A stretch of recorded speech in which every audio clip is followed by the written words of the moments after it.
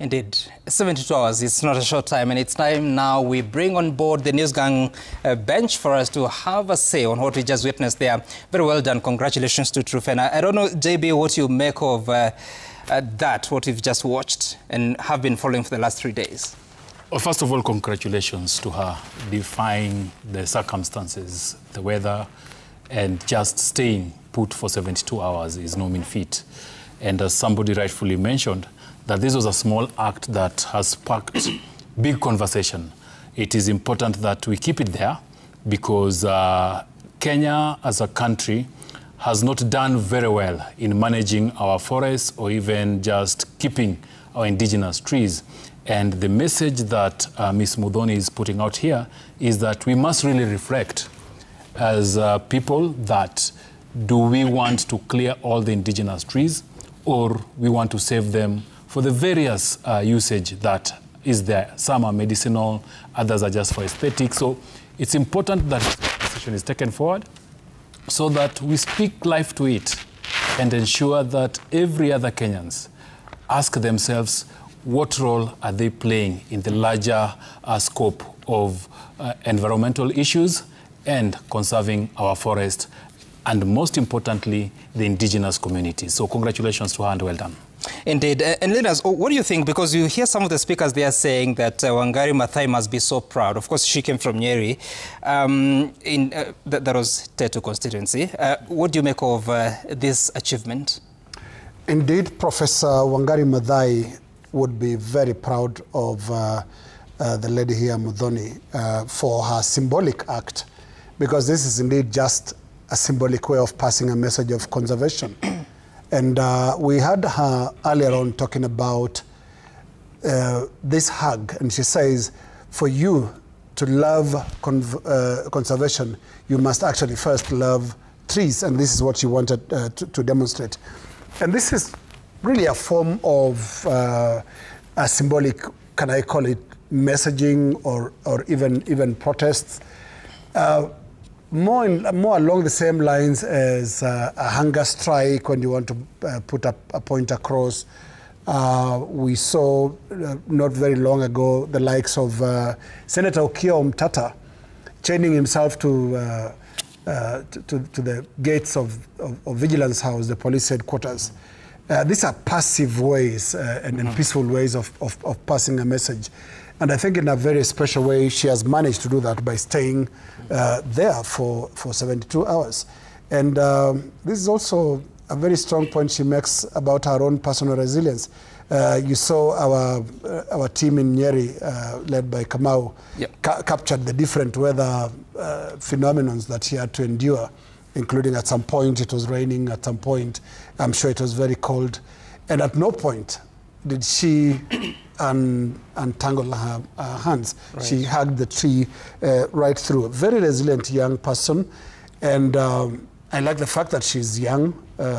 Does this message speak to the young? And I hope it does, because they need to also start thinking about indigenous trees, which have been destroyed and eliminated in many parts of this country because of just lack of due care to the environment. Indeed. And Yvonne, you know, as you speak, there's sometimes you hear, go hug a tree. It's such a way to perhaps dismiss you, just to tell you you need to calm down, go connect with nature or something like that. Yeah. And she literally did it. And that's why we're having this conversation here.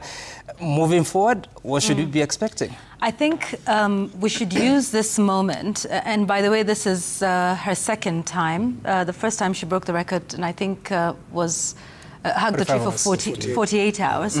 And now she's broken her own previous record, now at 72.